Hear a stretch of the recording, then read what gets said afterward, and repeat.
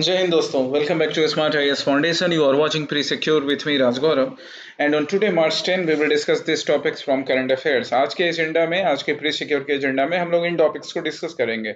जो सबसे पहला टॉपिक होगा वो है ओपन मार्केट ऑपरेशंस. आरबीआई के ओपन मार्केट ऑपरेशन से रिलेटेड यूपीएससी ने और बाकी स्टेट पीसीएस ने इस पर पहले भी क्वेश्चंस किए हैं. आज हम इसके डिटेल से देखेंगे. The second would be shine app. ये ऐप न्यूज में रहा. क्या इसका पर्टिकुलर पर्पस है, कौन से मिनिस्ट्रीज इन्वॉल्व हैं, किस पर्पस से इसे बनाया गया है, क्या सिग्निफिकेंस इसका प्रीलिम्स और मेंस में हो सकता है, वो हम देखेंगे. The third would be a term which is mentioned in the news, the dark oxygen. इसके क्या सिग्निफिकेंसेस है वो. फोर्थ होगा आईओसी इंटरनेशनल ओलंपिक कमेटी और उससे रिलेटेड एक अवार्ड जो कि एक भारतीय को दिया गया है. And the fifth would be international cricket and उससे रिलेटेड डेवलपमेंट जो प्रीलिम्स में काम आते हैं. बिकॉज क्रिकेट से रिलेटेड भी क्वेश्चंस यूपीएससी अपने प्रीलिम्स में पूछ चुका है. अभी रिसेंटली इंटरनेशनल टी20 क्रिकेट का फाइनल हुआ जिसको हम लोगों ने जीता था, इंडिया ने. अब हम उससे related exam specific detail discuss करेंगे. फिर कल के प्रैक्टिस क्वेश्चन और आज आपके लिए न्यू प्रैक्टिस क्वेश्चन होंगे. So come to the very first topic, the open market operations in India. आप यहाँ पे इकोनॉमिक टाइम्स का अपडेट देख सकते हो that the RBI is planning ₹1 lakh crore bond buys to boost liquidity.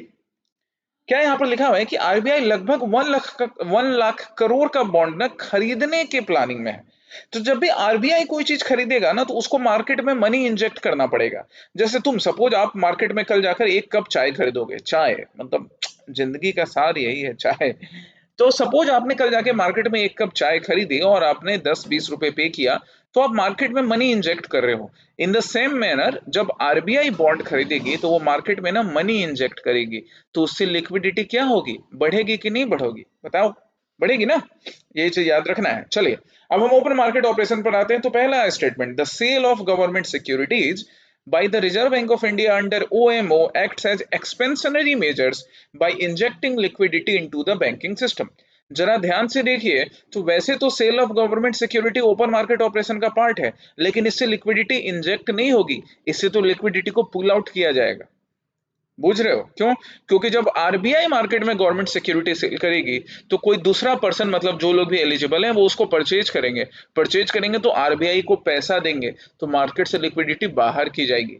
जैसे मैंने अभी तुमको एग्जांपल दिया कि आप जाके चाय का 1 कप खरीदोगे तो आप मार्केट में पैसा डालोगे, तो आरबीआई जब गवर्नमेंट सिक्योरिटी को खुद खरीदेगी तो मार्केट में पैसा डालेगी.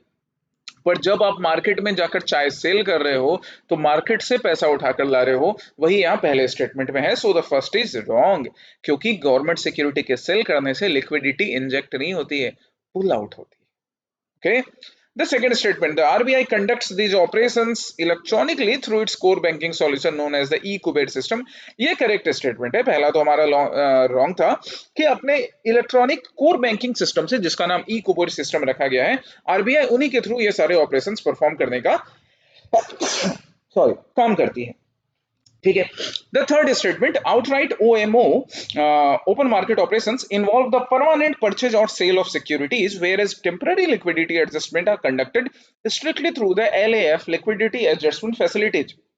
बात सही है. ओएमए जो है ना वो परमानेंट लिक्विडिटी पुल करने का या लिक्विडिटी इंजेक्ट करने का एक प्रोसेस है.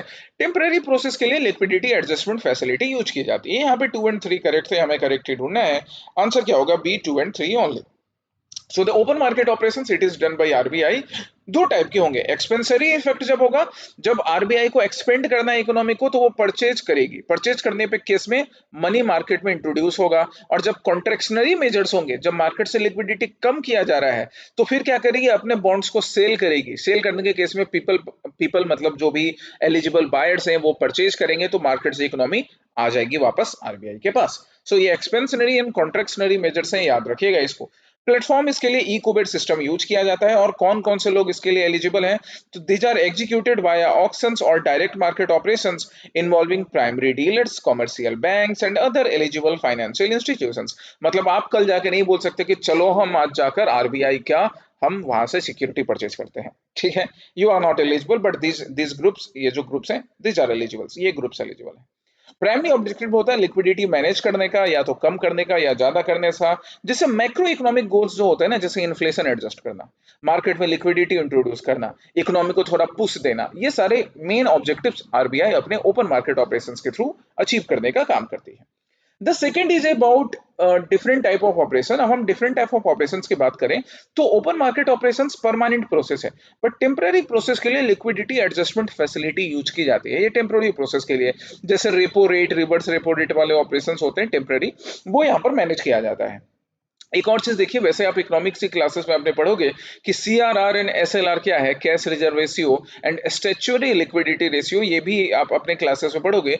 यहाँ पर भी मैंने इसको मेंशन कर रखा है, आप एक बार ये CRR, cash reserve ratio and statutory liquidity ratio के डिफरेंसेस एक बार पढ़ सकते हैं।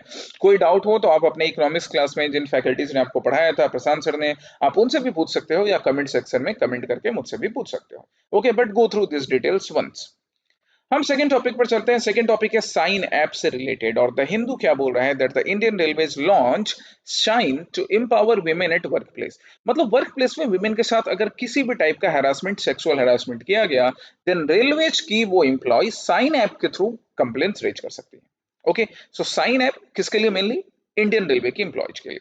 Okay, so come to the question, the very first statement, the sign up includes an inclusivity provision that allows female railway employees to file proxy complaints on behalf of visitors and contractual staff। बिल्कुल visitors and contractual staff के behalf पर भी female railway employees complaint file कर सकती हैं। इससे क्या होगा, contractual staffs के लिए भी या visitor staffs को भी किसी भी टाइप का sexual harassment से नहीं गुजरना होगा। Okay, the second statement, under the POS Act, the internal committee must include a minimum of 2 external members। Actually दो नहीं, बस एक ही external member को रखना अलाउड है, दो नहीं। ये statement wrong होगा, ये डिटेल्स मैंने यहाँ आगे मेंशन कर रखे हैं, आप यहाँ से पढ़ सकते हो कि include one external member, एक external member को include करना होता है, राइट। ये सारी चीजें आप अपने, ये जो मैं अभी कमेंट सेक्शन में पीडीएफ अटैच करूंगा, वहां से इसको रिवाइज कर सकते हो फैक्ट्स को। दूसरा क्या है, for a work place with fewer than 10 employ, the union government is legally mandated to set up a local committee at the district level. Actually wrong, यहां पर भी फिर एक ट्रिक है कि मिनिमम 10 एम्प्लॉय होने चाहिए। वहां पर लिखा हुआ था कि with a fewer of 10 employ, कि 10 एम्प्लॉय से कम होने के केस में भी। यहाँ पर एक्चुअली क्या लिखा हुआ है कि 10 एम्प्लॉय कम से कम होने चाहिए और 10 से ज्यादा होने चाहिए, तब जाकर क्या होगी, एक कमिटी सेटअप होगी। ठीक है, ओके, चलिए, तो हमारा आंसर क्या होगा, इनकरेक्ट पूछ रहा था, दो स्टेटमेंट्स हमारी इनकरेक्ट है, first statement is correct. Come to the details. SHINE app की बात करें तो इसका फुल फॉर्म हो गया sexual harassment incident notification for empowerment. Indian railways ने इसको विमेंस डे मार्च 8 के ओकेजन पे लॉन्च किया है। It is hosted on the Railway Human Resource Management System, HRMS system नाम का एक सिस्टम है इंडियन रेलवेज का, उसके थ्रू इसको होस्ट किया जा रहा है। एम्प्लॉयमेंट सेल्फ सर्विस पोर्टल के रूप में सारे एम्प्लॉय इसको एक्सेसिबल कर सकते हैं, ऑनलाइन ही एक्सेस कर सकते हैं। कोर फंक्शन क्या है कि यहाँ पे ना कॉन्फिडेंशियलिटी मैकेनिज्म है, कि कोई भी फीमेल रेलवे एम्प्लॉय जब कोई कंप्लेन रेज करेगा तो उसकी कॉन्फिडेंशियलिटी को मेंटेन किया जाएगा, कि उसके डिटेल्स नहीं लीक किए जाएंगे, सो दैट किसी भी टाइप का थ्रेट लाइफ को लेकर या किसी भी चीज को लेकर ना हो, राइट। हम विशाखा गाइडलाइंस की बात करें 1997, ये Vishakha guidelines they are very much important, जो कि सुप्रीम कोर्ट ने ही Vishakha and others versus state of Rajasthan case में लॉन्च किया था।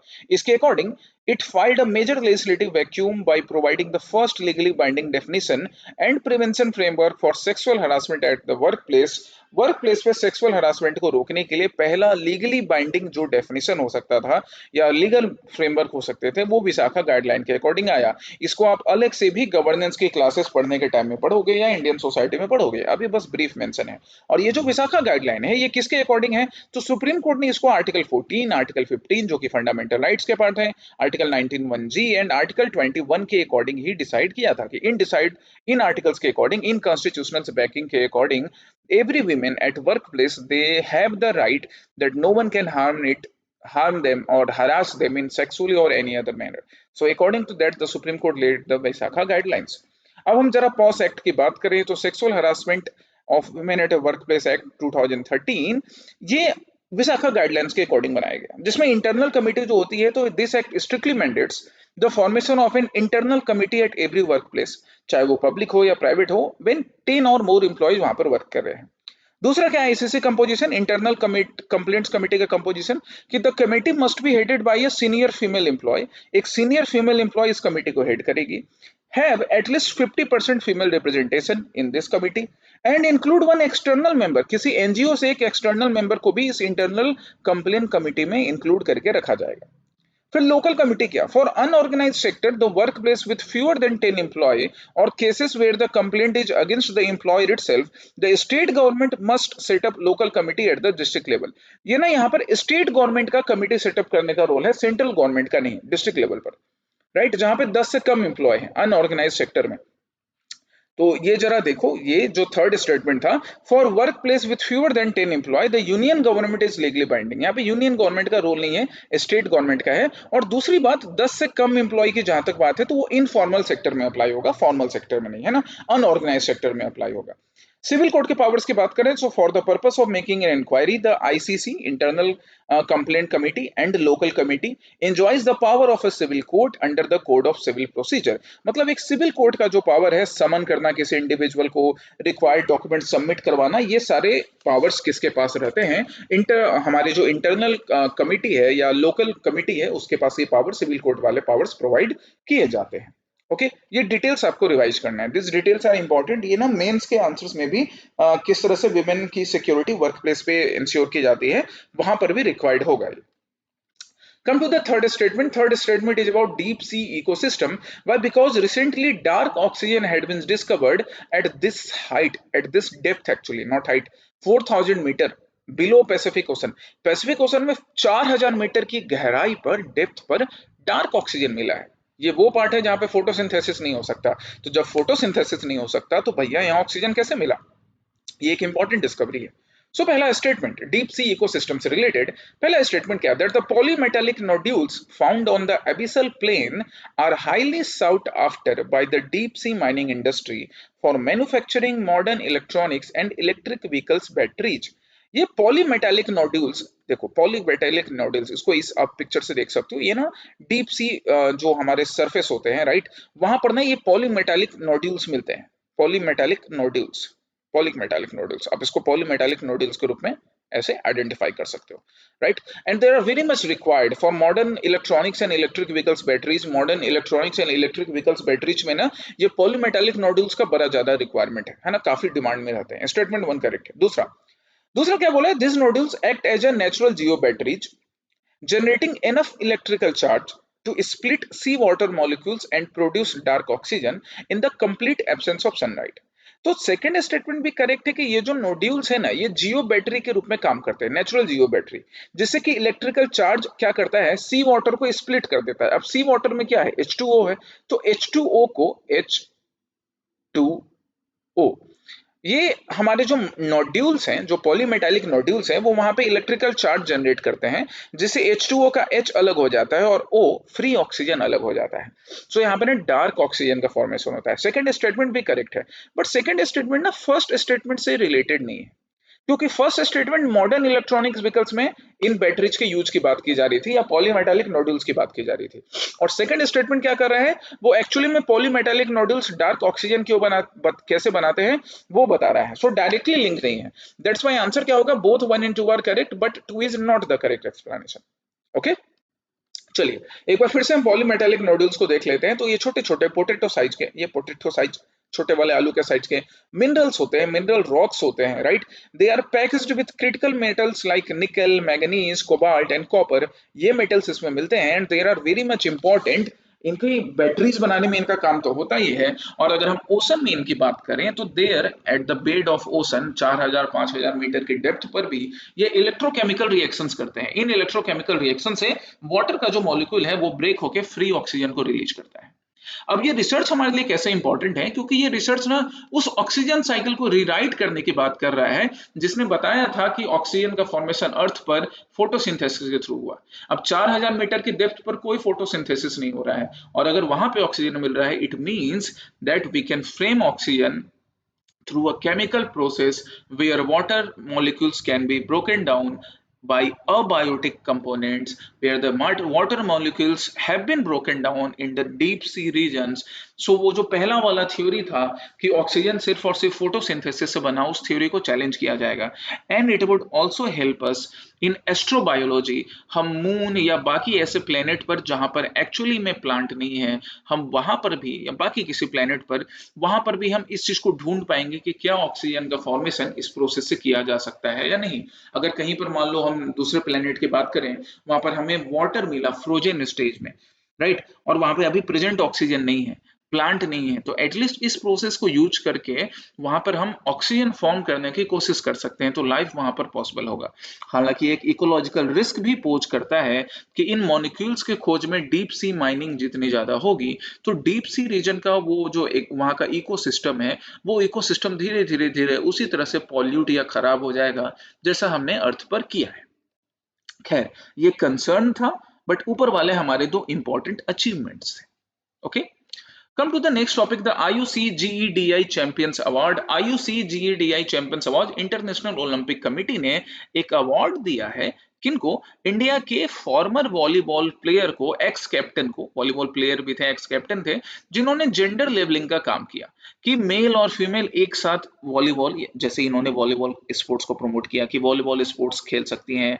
वॉलीबॉल के अलावा सपोज मान लो हम फुटबॉल की बात करें या क्रिकेट की बात करें, एक्चुअली इन्होंने वॉलीबॉल को प्रमोट करके ये चीज दिखाया, और देखो बड़ा अच्छा था। इनके हम क्या बोलते हैं, इनके ग्रुप की बात करें, जिस ग्रुप ने ये चीज लॉन्च किया है, जो ग्रुप को इन्होंने लॉन्च किया था, तो उसका नाम है ब्रह्मपुत्र वॉलीबॉल लीग, है ना, पढ़ेंगे हम इसके बारे में, ब्रह्मपुत्र वॉलीबॉल लीग के बारे में, कि इट वाज लॉन्च्ड इन 2019, 2019 में इन्होंने लॉन्च किया था। तो 2019 से पिछले 6 साल का जो काम है ना, आज इन्हें इंटरनेशनल लेवल पर एक अवार्ड से सम्मानित करवा रहा है। तो हम काम जब करते हैं ना, तो देखो वो ना गीता का जो श्लोक है, कर्मण्येवाधिकारस्ते मा फलेषु कदाचन मा कर्म फलेतुर्भुर्मोते संगस्त्व कर्मणि, कि भाई आप ना काम करिए, काम के फल पे आपका अधिकार नहीं है वो, बट कहीं ना कहीं मिलता है, आज नहीं तो कल मिलता है। 2019 में इन्होंने ब्रह्मपुत्र वॉलीबॉल लीग स्टार्ट की थी, जहां पे इन्होंने हर विलेज से ये ट्राई किया, विलेज में लोगों को बोला कि आप जितने नंबर ऑफ बॉयज को इनरोल करवाएंगे या रजिस्टर करवाएंगे इक्वल नंबर में, ये देखिए इक्वल नंबर में उतने ही गर्ल्स भी एनरोल होने चाहिए, right. The villages must register equal number of teams for both boys and girls. तो ये gender parity, gender equality promote करे थे 2019 से, और आज इन्हें इस चीज से सम्मानित किया गया है। इसका सोशल इम्पैक्ट भी अच्छा हुआ कि टोबैको एडिक्शन हमारे इंडिया में, ना सिर्फ असम में, बल्कि असम के अलावा इंडिया के मोस्टली जो स्टेट्स हैं या यूनियन टेरिटोरीज हैं छोटे छोटे, वहां पे टोबैको एडिक्शन ना आज एक बड़ा इशू बन चुका है।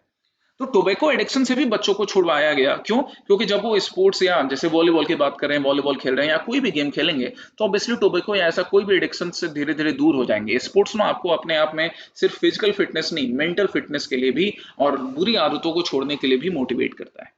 इंटरनेशनल ओलंपिक कमेटी की जहां तक हम बात करें, तो ये एक नॉन गवर्नमेंटल ऑर्गेनाइजेशन है, जिसका हेडक्वार्टर कहां पर है? लॉसेन में, राइट। लॉसेन में हेडक्वार्टर है। लॉसेन में एक और, लॉसेन स्विट्जरलैंड में एक और हेडक्वार्टर है, federation internationally D volleyball association का। मतलब international Olympic committee and volleyball association जो है, दोनों का हेडक्वार्टर कहां पर है? लॉसेन, राइट, स्विट्जरलैंड में, याद रखिएगा। ओके, चलिए अब हम इस क्वेश्चन पर आते हैं। तो पहला स्टेटमेंट क्या था एक क्वेश्चन से related? The IUCGEDI champions award is presently presented by annually. Actually ये बाई एनुअली नहीं प्रेजेंट किया जाता है, ये ना एक्चुअली एनुअली प्रेजेंट किया जाता है। ये जो अवार्ड है, ये अवार्ड एनुअली प्रेजेंट किया जाता है, बाई एनुअली नहीं, है ना। ये चीज यहाँ याद रखिएगा कि एनुअली प्रेजेंट किया जाता है यूजुअली। तो हमारा पहला स्टेटमेंट तो रॉन्ग हो गया। इस बार अभिजीत भट्टाचार्य साहब को प्रेजेंट इस अवार्ड से सम्मानित किया गया है, that is correct, but first part इसके स्टेटमेंट का रॉन्ग था। दूसरा, the Brahmaputra volleyball league enforces a strict mandate requiring participating villages to register at least twice as many boys. नहीं भैया, twice as many as boys को अगर रजिस्टर करने के लिए मोटिवेट किया जाएगा, तो उसे जेंडर इक्वालिटी कैसे आएगी?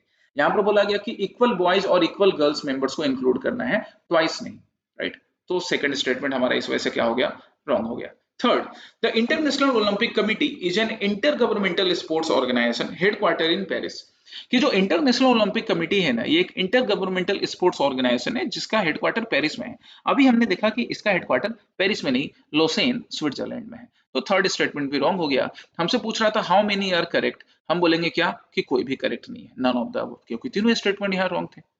ठीक है, बाकी IUCI GD अवार्ड की बात की जाए, GEDI मतलब gender equality diversity and inclusion awards की बात की जाए, तो एनुअली दिया जाता है, हम देख चुके हैं। विनर एलोकेशन की बात करें तो total of 6 winners are selected every year, हर साल 6 विनर सिलेक्ट किए जाते हैं, राइट। 1 ग्लोबल विनर है, the highest honour recently received to India's Abhijit Bhattacharya, और 5 कॉन्टिनेंटल विनर्स होते हैं जो कि Africa, America, Asia, Europe and Oceania को रिप्रेजेंट करते हैं। तो ये जो हमारा पहला स्टेटमेंट था ये फर्स्ट पार्ट में तो रॉन्ग था ही, साथ ही साथ अभिजीत भट्टाचार्य सर को कॉन्टिनेंटल अवार्ड के लिए नहीं चुना गया है, इनको ग्लोबल अवार्ड के लिए चुना गया है, मतलब ये सबसे हाईएस्ट अवार्ड है इस कैटेगरी में, ठीक है। और he was the former Indian mains volleyball captain from Tezpur Assam, Tezpur Assam की ही मिट्टी से निकल कर आए और इन्होंने आज ना सिर्फ आसाम को बल्कि पूरे भारत का सर फख्र से ऊंचा कर दिया है, ठीक है। Come to the fifth last but not the least topic about international cricket. हम क्यों इसकी बात कर रहे हैं, क्योंकि India crowned T20 world champions after thumping New Zealand in the final. Final में न्यूजीलैंड को हराकर भारत ने T20 वर्ल्ड कप जीता। तो अब हम जरा बात करें इंटरनेशनल क्रिकेट से रिलेटेड कुछ फैक्ट। क्या that the global team ranking for international cricket, अब इंडिया की रैंकिंग क्या है, वो कैसे चेंज होगी या बाकी टीम्स की कैसे रैंकिंग चेंज होगी, इस पे क्वेश्चन बन सकता है। सो पहला स्टेटमेंट क्या, the global team ranking for international cricket are calculated using a rating system developed by David Kendix, एकदम सही बात है, which is officially updated on biennial basis, ये गलत बात है, एनुअल बेसिस पे, बाइनियल बेसिस पर नहीं। तो पहला स्टेटमेंट हमारा क्या हो गया, ओवरऑल रॉन्ग। सिस्टम भले डेविड कैंडिक साहब ने डेवलप किया है, इससे ही रेटिंग डिसाइड की जाती है, बट एनुअल बेसिस पे, not on biennial basis, okay fine. Second, the board of control for cricket in India, मतलब BCCI, हेडक्वार्टर इन मुंबई, जो कि सबसे रिचेस्ट बोर्ड है, become a full member of the ICC International Cricket Council in 1928. This is correct. Correct हमें ढूंढना था, answer क्या होगा, 2 ओनली। अब हम जरा इस डिटेल पर आ जाएं तो जो मेथोडोलॉजी है उसको डेविड कैंडिक्स साहब ने डिसाइड किया था, उन्होंने ही इसको डेवलप किया था। ये मेथड क्या होता है, ratings are calculated mathematically by dividing total points by the number of matches और सीरीज प्लेड। तो जो टोटल पॉइंट्स मिलते हैं as per the number of series और मैचेस प्लेड, उसे डिवाइड करके, सपोज किसी टीम को 100 पॉइंट्स मिले और उसने 10 मैचेस खेले थे, तो 100 को 10 से डिवाइड किया जाएगा तो टोटल पॉइंट उस टीम को कितना मिल गया, 10। लेकिन सपोज एक टीम है जिसको 100 पॉइंट्स मिले हैं लेकिन वो 100 पॉइंट्स 20 मैच खेल के मिला है, तो उसका तो टोटल स्कोर 5 ही रहेगा। तो इस तरह से रैंकिंग डिसाइड की जाती है, राइट। एनुअली ये रैंकिंग डिसाइड की जाती है यूजुअली फर्स्ट में के अराउंड। इंडिया की हम रैंकिंग की बात करें तो इंडिया की जो मेंस टीम है, it is ranked number 1 globally in both T20 and ODI। बहुत अच्छी बात है, आगे भी ये मेंटेन रहने के आसार हैं, हालांकि टेस्ट में नंबर 4 टीम है। विमेन्स टीम की बात करें तो it has ranked number 3 globally in both T20 and ODI। T20 and ODI में विमेन्स टीम नंबर 3 है, इंडिया की विमेन्स टीम। आईसीसी की बात करें तो ये एक 108 मेंबर कमिटी है, 108 मेंबर की बॉडी है जिसका हेडक्वार्टर है दुबई, यूनाइटेड अरब एमिरेट्स में। एंड सिंस 1928, मतलब from pre independent times, the board of control for cricket in India is a part of it, okay. Present ये वर्ल्ड कप 2026 T20 के highlights हैं। ये highlights एक बार फिर से हमने यहाँ पर मेंशन कर दिए हैं, हालांकि ये हाइलाइट्स तुम्हें मालूम होंगे, just go through it once, एक बार इसको फिर से देख लो। इससे रिलेटेड कुछ फैक्ट्स आपको यूपीएससी ना सही, हालांकि कभी यूपीएससी भी पूछ सकता है, बट यूपीएससी ना सही तो बाकी एग्जामिनेशंस में काम जरूर आएंगे, okay. Come to the practice questions of yesterday pre secure session. कल के प्री सिक्योर के सेशन में मैंने पहला प्रैक्टिस क्वेश्चन कल्याण मंडप से रिलेटेड दिया था, जो यूपीएससी के ही प्रीवियस ईयर क्वेश्चन 2021 का पार्ट है। कल्याण मंडप एक्चुअली देखो तो ये ना विजयनगर टेम्पल आर्किटेक्चर का पार्ट है। विजयनगर एम्पायर के रूलर्स ने, विजयनगर एम्पायर के जो रूलर्स थे हमारे, है ना, संगम, सलुवा, टुलुवा, अराविडु डायनेस्टी, क्लासेस में भी कई बार पढ़ाया है ये 4 डायनेस्टी, SST याद रखो, संगम, सुलुवा, टुलुवा, अराविडु। तो ये जो डायनेस्टी के रूलर्स थे विजयनगर एम्पायर के हमारे, स्पेशली कृष्णदेव राय जो सबसे ग्रेटेस्ट रूलर हैं विजयनगर एम्पायर के, तो इनके टाइम में टेम्पल में ना एक स्पेशल प्लेस बनाया जाता था, एक मंडप बनाया जाता था, एक हॉल बनाया जाता था, जो कि डिवाइन वेडिंग के लिए, मतलब जो देव हैं, देवी हैं, उनके वेडिंग को सेलिब्रेट करने के लिए, उनके वेडिंग से रिलेटेड इवेंट को सेलिब्रेट करने के लिए, या किसी इंपॉर्टेंट फेस्टिवल के रिचुअल्स को सेलिब्रेट करने के लिए मंडप वाला एरिया बनाया जाता था। गर्भगृह से बाहर वाला रीजन, गर्भगृह मतलब जहां पर मेन पूजा हो रही है, जहां पर डेटी के स्टैचू है, और उसके बाहर जहां पर आरती की जा रही है, जहां कोई फंक्शन किया जा रहा है, उसको मंडप बोलते हैं। यहाँ विजयनगर एम्पायर के जो टेम्पल्स थे वहां पर इनको कल्याण मंडप के नाम से बुलाया गया था। तो आंसर क्या होगा इसका, विजयनगर। दूसरा प्रैक्टिस क्वेश्चन था मुगल एम्पायर और उनके टाइम में पेंटिंग को लेकर। क्या बोला गया, that who among the following Mughal emperors shifted emphasis from illustrated manuscript to album and individual portrait. इनमें से कौन से ऐसे मुगल एम्पायर थे जो इंडिविजुअल पोर्ट्रेट की तरफ शिफ्ट करते हैं। तो देखो एक्चुअली में एक मुगल एम्पेरर है जो कि शहजादा सलीम था, जिसके लिए पेंटर्स मंगवाए गए थे ईरान से। जब हुमायूं वापस पर्सिया से जान वान बचाकर वापस भाग कर कहें, या ऐसे कहें कि हुमायूं तो पर्सिया भाग कर गया था जब शेरशाह सूरी ने भगाया था, पर जब वो वापस इंडिया लौटा तो अपने साथ पर्शियन पेंटर्स लेकर आया था। तो उसके बेटे अकबर के तो काम आ नहीं पाया क्योंकि अकबर को काफी कम उम्र में राजा बनना पड़ा। तो वो जो बाकी पेंटर्स थे ना, वो पेंटर्स रह गए अकबर के बेटे सलीम के लिए, और यही सलीम आगे जाकर बनते हैं जहांगीर। सो मुगल पेंटिंग को अपने पीक पर पहुंचाना, अपने टॉप पर, अपने जेनिथ पर पहुंचाना, इंडिविजुअल पोर्ट्रेट को पॉपुलर करना, ये जहांगीर के टाइम में हुआ है। आंसर क्या होगा हमारा? जहांगीर। अब आपके लिए आज के ये रहे दो प्रैक्टिस क्वेश्चन। पहला प्रैक्टिस क्वेश्चन है यूपीएससी सीएससी 2019 का, जहां पर पूछा गया था कि what is the appropriate definition of liberty. Liberty का एप्रोप्रिएट डेफिनेशन क्या है? तो ये आप अपने पॉलिटी के क्लासेस के कॉन्सेप्ट्स को रिवाइज करके या फिर प्रीवियस ईयर क्वेश्चंस को देखकर इस क्वेश्चन का आंसर करोगे। दूसरा भी जो प्रैक्टिस क्वेश्चन है वो भी यूपीएससी के ही प्रीवियस ईयर क्वेश्चन से लिया गया है, जहां पर सुप्रीम कोर्ट जज के इम्पीचमेंट या रिमूवल की बात हो रही है। तो एक इसका प्रोसेस है जो कई बार न्यूज में रहता है, आप इसको देखेंगे और ये भी प्रैक्टिस क्वेश्चन का आंसर करेंगे। ये दोनों आपके आज के प्रैक्टिस क्वेश्चन हो गए।